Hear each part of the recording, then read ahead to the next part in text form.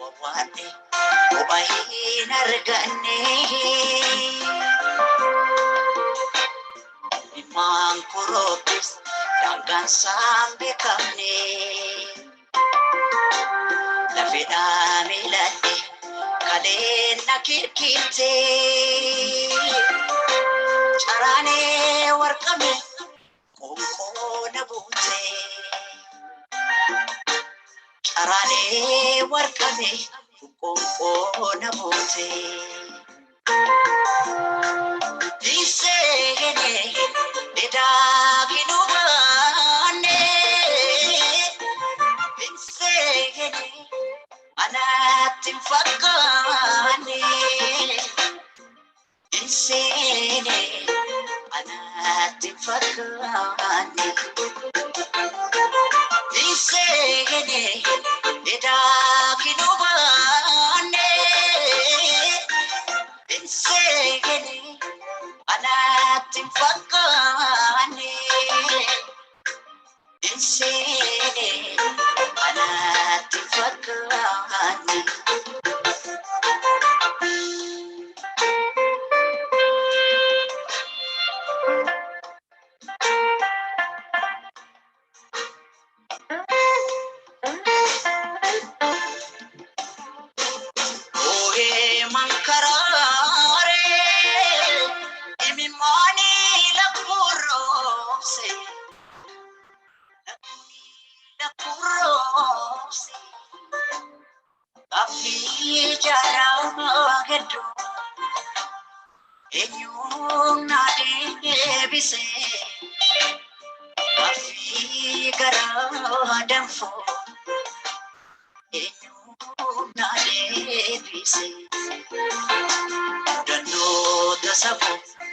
Arjo marabiti malumaaf gadadol anatti marmarti. Malumaaf gadadol anatti marmarti.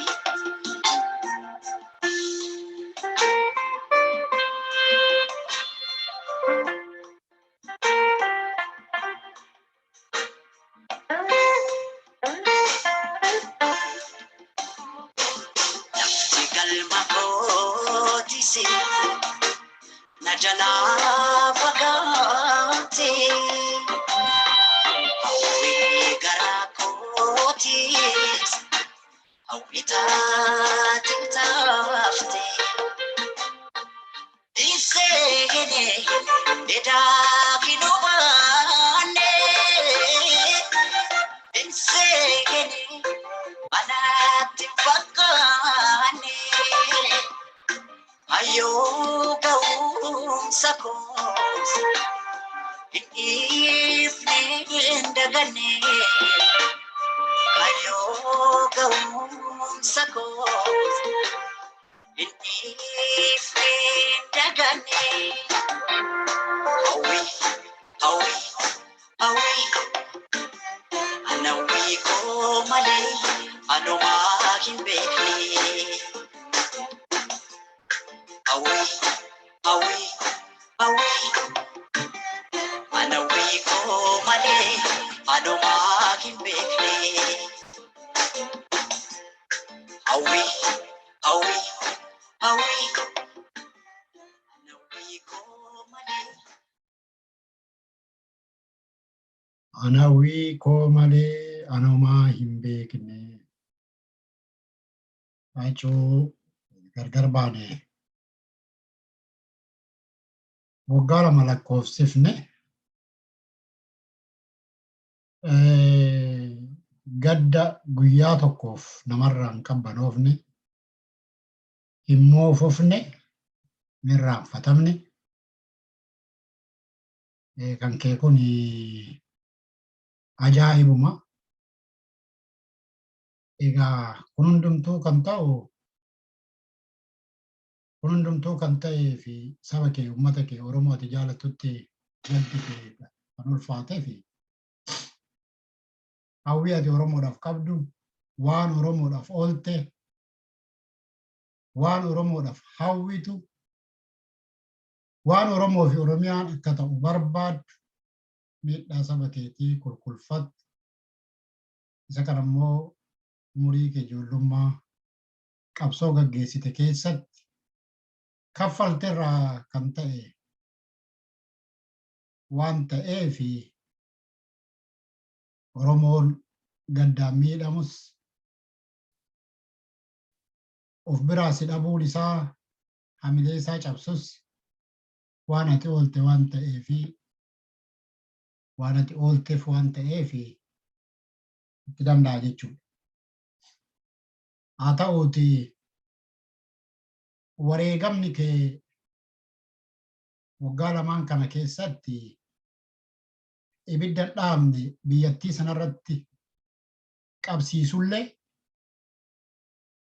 itti bahiinsi isaa bilisummaa saba keetii, walabummaa Oromiyaa haga yoonatti ta'uu hin dandeenye. Ammoo waggaa har'aatitti isa gaafa ati nu biraa si fudhataniiti hamma guyyaa har'aatitti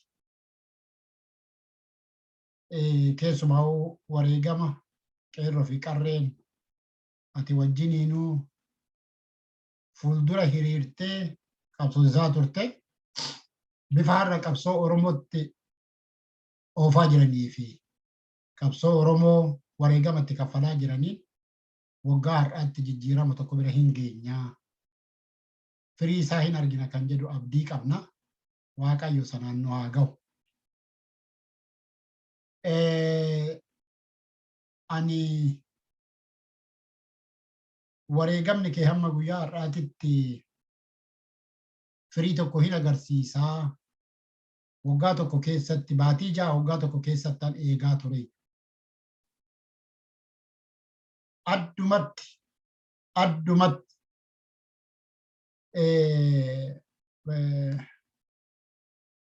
ajjechaa keetiin wal qabatee Oromiyaan biyya sanarraa, biyya Itoophiyaa jedhamtu sanarraa hin obbaafatti yeroo gabaabaa keessatti jedheetiin eegaa ture. Amma waggaa lamaan kana irratti hin fudhata kan jedhu dhugaa dubbachuudhaaf hin eegne ture. Ammoo akka itti qabamnee fi bakki itti qabamne waan ulfaataa ta'ee fi hamma guyyaa har'aa kana ga'eera. Innis maraata maqaa Oromootiin biyya qabatee jiru kun waan iddoo Oromoo irratti hojjete. Afaan faajjii bal'aa Oromoo irratti hojjete. Maaliif gariin keenya gurguddaan hundi kan biyya bulchaa jiru Oromoodhaa kan jedhu kana amma guyyaa har'aatti sammuutti baatee.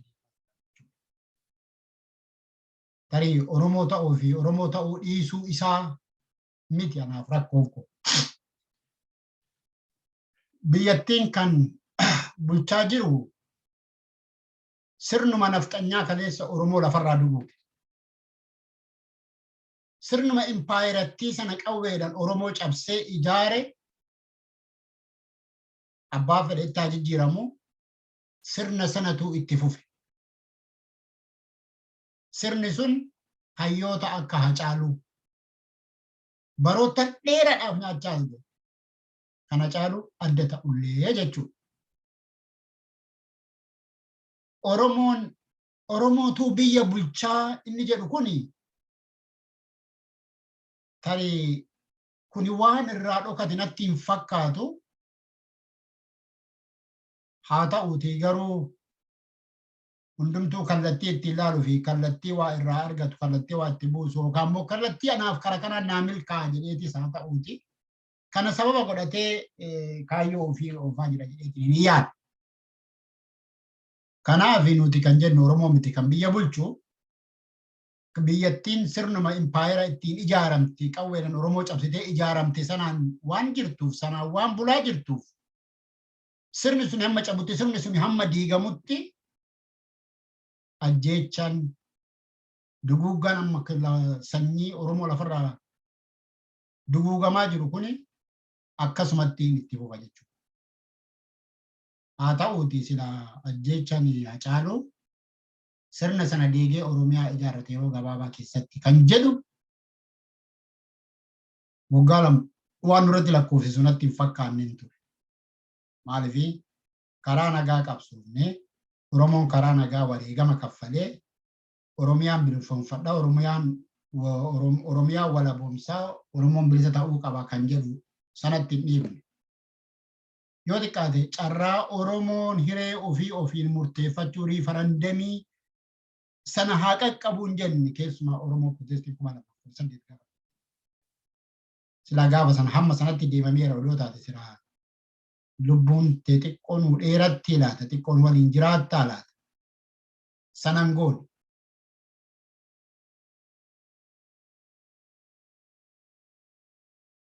Sila Oromoo sadarkaa sanatti deemuu hanqachuun isaatiif as deemnee waliin jiraannan sila Itoophiyaa sana keessatti Oromoodhaaf kabajattorii.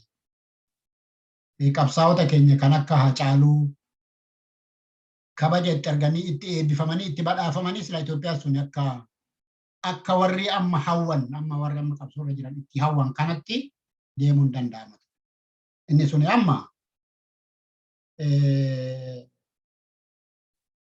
maal jedhanii gubateera. Gubatee jira. Amma Oromoon akkuma jedhe qeerroo fi qarreen amma falmiitti jiru kuni gumaa Hacaaluu bilisummaa walabummaa Oromiyaatiin hin baasa jedheeti. Hayyoonni keenya yeroo haasa'anii waa'ee ajjeechaa Hacaaluu fi ajjeechaa Hacaaluutii as waan ta'aa jiru kana akkamitti ilaaltuu gaafa jedhanii gaafataman baay'een nama ajjeechaan Hacaaluu akka siyaasa biyya sanaatitti akka turning pointiitti kan ilaallu kan jedhan deebii kennu. Turning pointiin sun garuu kan Oromiyaa argamsiisu moo maraamartoodhuma Itoophiyaa tana haaromsanii Itoophiyaa tana keessatti sakaalamuudha isa jedhu kana akkamitti ilaalan xiqqoo nama rakkise. Turning pointii eega ta'e turning pointii wareegamnee Itoophiyaa waliin jiraanna jennee wareegama kaffallee hayyee jennee Hacaaluu nyaata. Hacaaluun egaa nyaatame as turning pointiin ta'u immoo turning pointiin ta'u itti fufiinsi isaa kan Oromiyaa argamsiisu ta'uudha qaba jechuu akkamitti akka dadhabannaa dura. Turning pointiin bakkuma kaleessaa sanatti nu deebisuu ta'a. Egaa akkas ta'e maal isaatiitu turning pointii dhare. Turning pointiin bar karaa kanaan yaalle as geenye karaan kun hin taane amma karaa kanarra deemnaa kan jedhu ta'uutu irra ture. Akkan ani yaadutti jechuudha.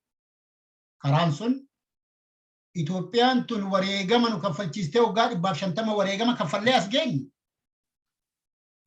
Itoophiyummaan numti tuluyyuu diigamuudha qabdi. Itoophiyaan immoo Itoophiyaa sana kaabatti qabattee achitti haa jiraattu bakka dur Abisiiniyaa jedhamtee waamamtu sanatti nuti Oromiyaa teenya ijaarrannaa. Turning pointii Hacaaluu sila kana ta'uutu isarra ture. Turning pointii dhaga jenne jechuudha. Yoo sana hin taane hoo turning pointiin bakkuma Hacaaluun sirni Minilik kaleessas diina Oromooti. Har'as diina Oromooti. Borullee diina Oromooti jedhu sana haaromsuudhaaf deemna yoo taate xiqqoo inni kun turning pointii hin jedhamu. Inni kun turning pointiin jedhamu. Turning pointiin kan jechuu dandeenyu wareegamni Hacaaluu Oromiyaa inni barbaadu Oromoo inni wareegameef sana kan argamsiisu yoo ta'e dhugaadha turning pointiidha. Wareegamni Hacaaluu Oromiyaa argamsiisee jechuu ni dandeenya. Kanaaf turning pointii kana mee sirnaan otoo xiinxalamee odoo irratti hojjetamee wayyaa jedhee tallaala warra turning pointidha jedhee ibsa yeroo adda addaan hayyoonni hundumtuu kana waan kana turning pointii akka ta'etti dhibbatti walii galu garuu turning pointiin kun karamitti tarni kan godhu isa jedhu kanarratti odoo saba kanaaf ifa godhanii saba kana irratti qabsoomsisanii gaariidha jedheetiin ni yaada. Asumaanuu eegan kana hamma kana jedhe haala amma keessa jiru keessattii fi diinni keenya kaleessatti miti dheengaddaa kan kaleessaa wayyaaneedha. Inni dheengaddaa sirna Minilik sirna Aatsotaati. Har'a jarri kun dhala ofii dhalan haadha isaan dhalte saba isaaniitiif illee warra xiqqoo uf qusatuudha miti. Har'a Oromiyaa keessatti Oromoo xureessuudhaaf addunyaa irratti Oromoo maqaa balleessuudhaaf qabsoo Oromoo kana maraataa keenya of dura kaa'ee gara dabarsuudhaaf sabaaf sablammii yookaan Amaara saba Amaaraa Oromiyaa keessa jiraattu akkam akka gochaa jiran ni argina. Inni kuni maaliif ta'a? Oromoo addunyaa irratti xureessuudhaaf. Oromoo akkuma kaleessa cabsan sanatti har'as cabsanii olaantummaa isaanii kabachiisanii Oromoo lafarraa haxaa'anii masaraa Minilik jiraachisuudha itti fufsiisuudha. Yeroo kamirrayyuu Oromoon har'a hormaata hamaa keessa isa bara namicha himatanii sana dachaadhaan wareegatti kaffalaa jiru. Keessumayyuu akkaataa nama itti jalqabame kuni Oromoo addunyaa irratti jibbisiisuu, addunyaa irratti yakkamaa taasisuu, addunyaa irratti ofii isaaniitii bineensa ta'anii Oromoo addunyaan akka bineensatti akka laatu taasisuudhaaf wanti godhamaa jiru kun akka oosatti ilaalamuun isarra hin jiraatu kan jiru yaadama. Jarri kun haadha isaan artee harma isaan hoosiste harma haadha isaanii muranii haadha isaanii qalanii Oromootu akkas godhe jedhanii addunyaa irratti jibbisiisuudhaa warra sakandii takka ta'anii hin yaadne ta'uu isaanii Oromoon addatti adda baafatee hubatee kan irratti qabsaa'u isarra jira. Keessumaa duula amma karaa hundaan banamaa jiru. Inni maafiyaan har'a mootummaadha ofiin jedhu garee maafiyaa ijaarratee maraatan tokko mootummaadha ofiin jedhaa jiru kun hamma danda'ametti Oromoo ukkaamsee Oromoo lafarraa duguugee ofii isaatii barcuma sana qabatee taa'u. Inni gara biraa immoo isarratti rarra'ee Oromoo lafarraa duguugee barcuma inni masaraa keessa jiru sanayyuu to'achuudha. Kana keessatti Oromoon gaaga'ama hamaa kaffalaa jiru. Wareegama hamaa kaffalaa jiru. Wareegama kaffaluun eegan oolle uf danda'uu biyya ofii hiree ofii murteeffachuu saba kanaatiif qaqqabuudhaaf wareegamee Oromoon achiin ga'uutu isarra jiraata. Laala Oromoon bilisummaa walabummaa biyya isaatiif wareegamni inni kaffaluu fi wareegamni hamma guyyaa har'aa kaffalee gadi hin ta'u sanaa gadi ta'a malee sanaa ol hin ta'u. Odoo borus Itoophiyaa tana wajjin jiraanna jenne hin bilisoomnallee jenne Oromiyaa walaboomsinallee otoo jenne wareegamni kaffalamu Itoophiyaa tana wajjin jiraachuutu wareegama dachaadha Oromoo. Kanaaf Oromoon kana hubatee bineensa itti duule kana hubatee maafiyaa bineensa itti duulchisu kanaa fi ofii qe'ee abbaa Oromoo gubaa mana barumsa Oromoo gubaa gubsiisaa jiru kana dirooniin saba Oromoo helikoophteraan saba Oromoo ibiddatti qabsiisaa jiru kana wareegama baay'ee kaffalee kara tokkotti bahu isarra jira. Isa kanaafi wantoonni amma keessumaa addunyaa irra deemaa jiru kuni Oromoo shakkisiisu Oromoo akka bakka kaleessaa sanatti deebi'ee wareegama kuni akka itti fufu taasisaa jiru kana hamma tokko otoo namiyyuu gadi taa'ee ofirratti ilaalee gaarii. Oromoon akkuma fedhettiyyuu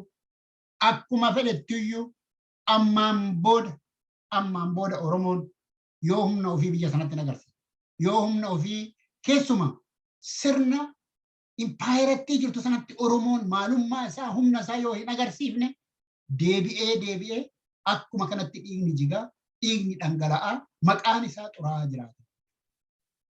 Hayyoonni keenyallee isa kana hubattanii Oromoon biyya sana keessatti akkuma Koloneel Gammachuu Ayyaanaa jedhe Oromoon waan sadi ta'uu qaba. Sodaatamu, kabajamu,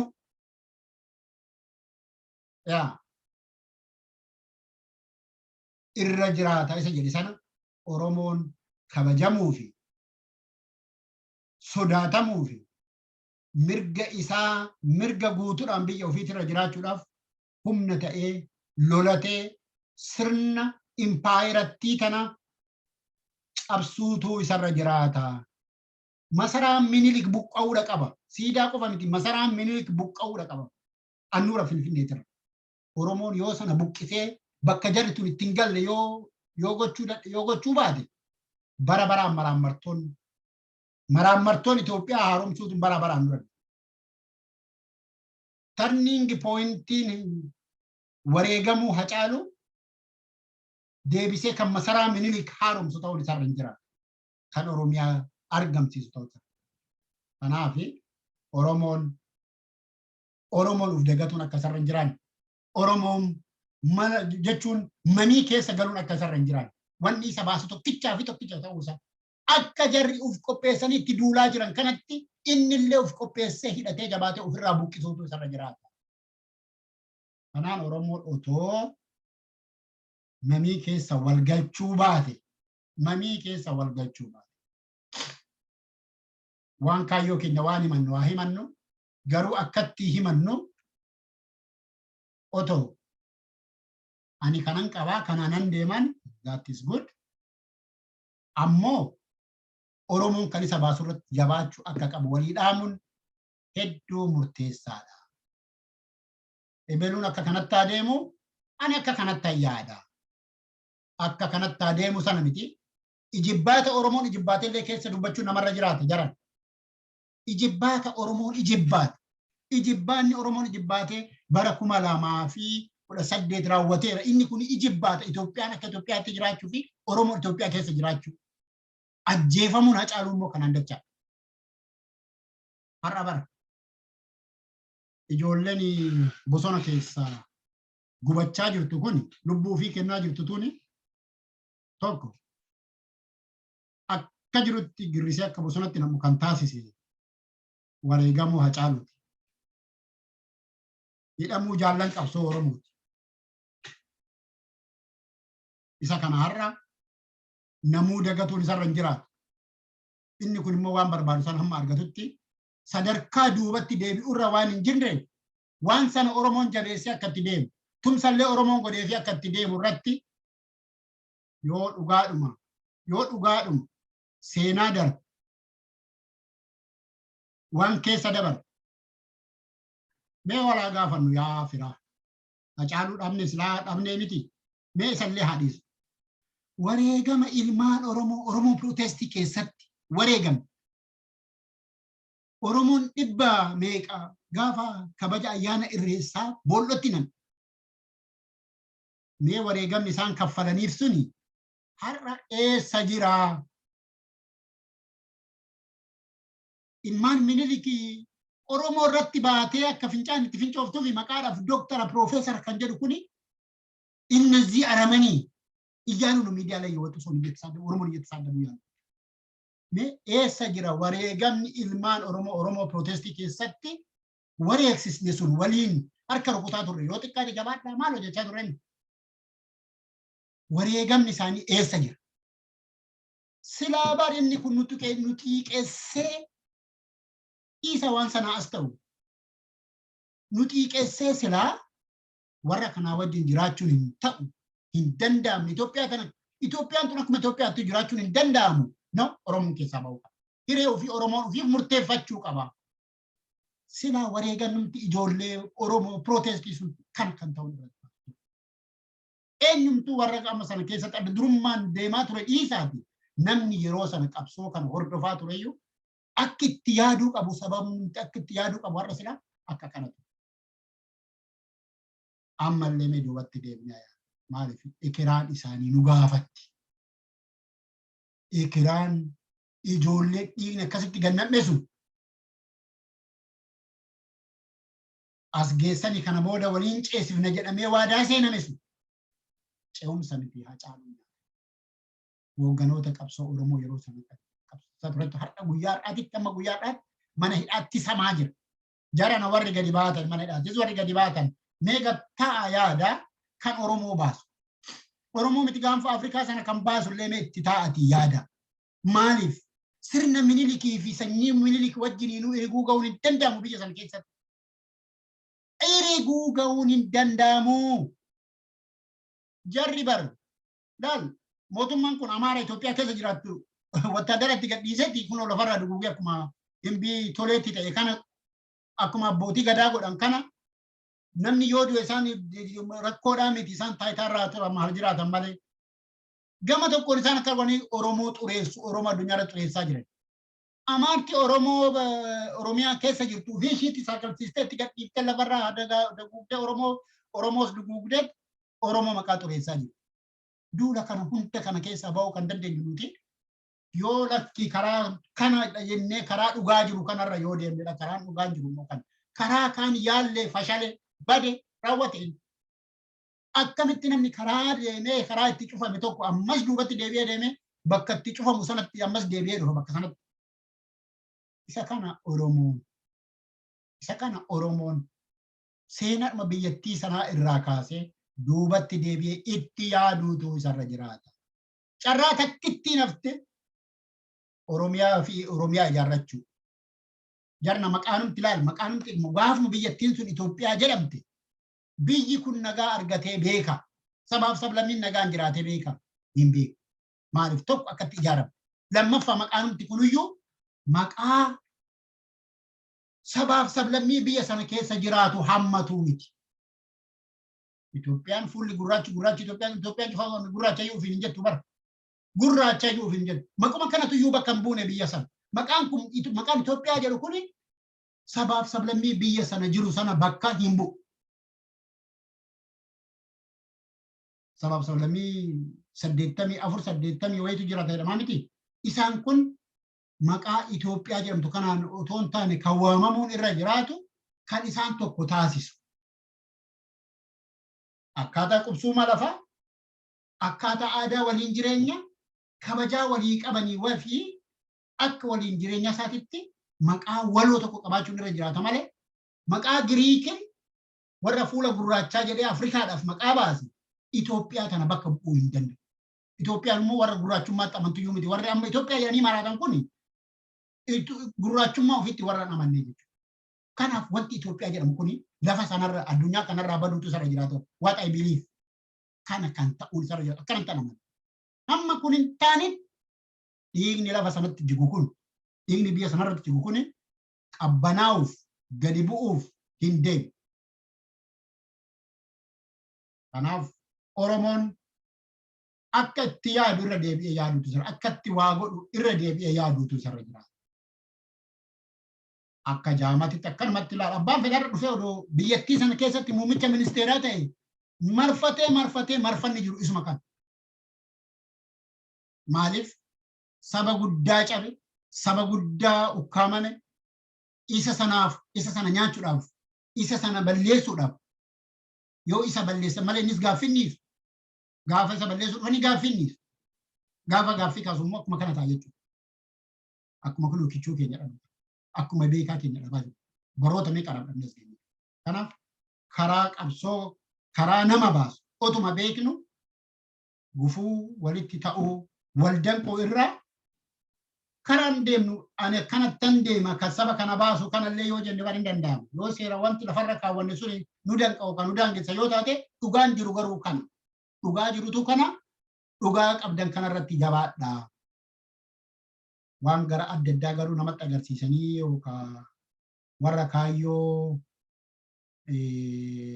addaa qabutti waa jala kaanii mamii keessa galchuun xiqqoo inni ulfaata yeroo ammaa kana akka amma keessa jiru kanatti jechuudha. Akka amma keessa jiru kanatti immoo addatti akka yeroo Oromoon taargeet addunyaa irratti taargeetti ta'amaa jiru kanarratti inni kun balaa guddaadha qaba qabsoo Oromoo keessatti. Kana ittuma haa yaannu hamma danda'ametti itti haa yaannu.